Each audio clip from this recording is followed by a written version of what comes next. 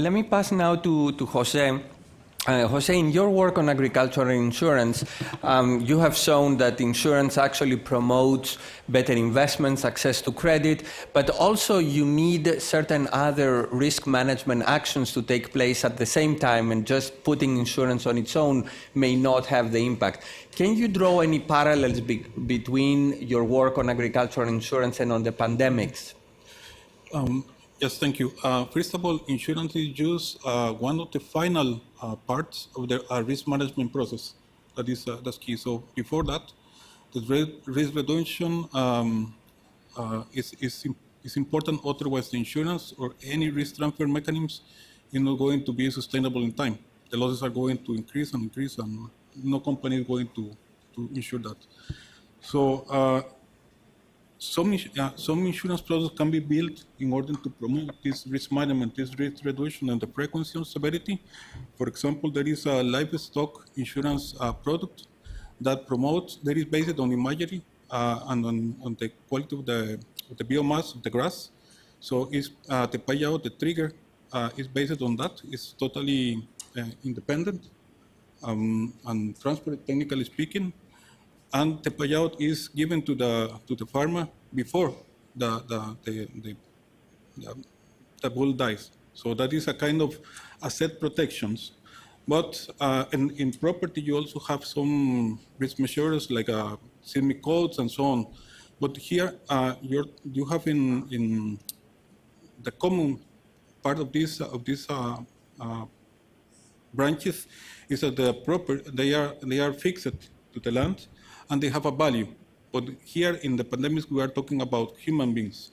So the risk, the prevention should be happen very well before the outbreak happens.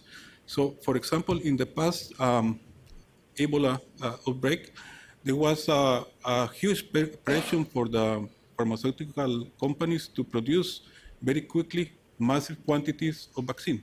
That is the form to stop the physical process of the contagion.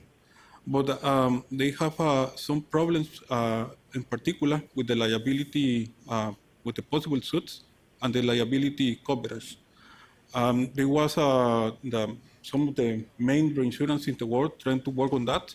But it was so rushed, and the need was now. So there was a problem. So probable. One possible field of work to try to reduce the outbreak of any pandemic is for improving, for example, the legal environment at the local, at the national level, and in the world basis, and also for the insurance market to provide appropriate liability coverage when the outbreak of the epidemic is happening.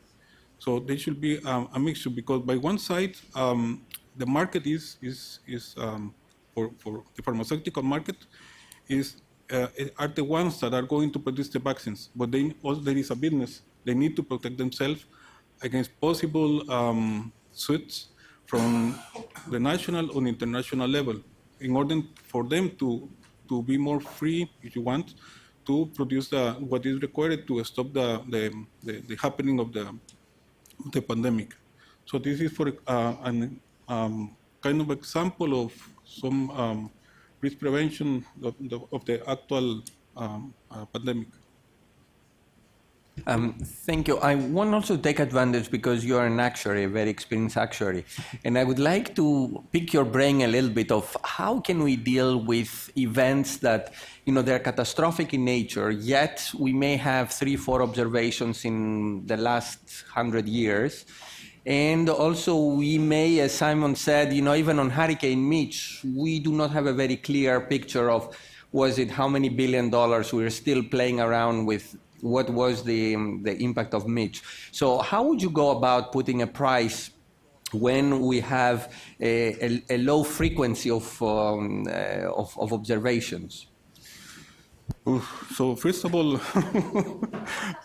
somebody said some years ago all the models are wrong. Of course, because there is a simplification of the reality, mainly by the mathematical model. But I mean, But in particular for the catastrophes, earthquake, the probabilistic modeling of earthquake, maybe start by the mid of the 70s, end of the 70s. So maybe that is the one that has been, the research has been more in that side, and still we have the problem with the basis risk and the hurricane 2. So the parametric insurance is, I think that is a very appropriate tool and instrument to deal with, in order to provide a quick injection of cash or something, whatever it is something, but also have the caveat of the basic risk. In particular with pandemics, I think that it will be necessary to go to dig, literally in the historical record, go to the Middle Ages in Europe, go to the records in this in the American continent with the arrival of the Spaniards, of the English, make a kill of many indigenous people because of new diseases. Also, a lot of assumptions. It will be necessary to set up, just not only for territorial, but with the medicine people. Thank you.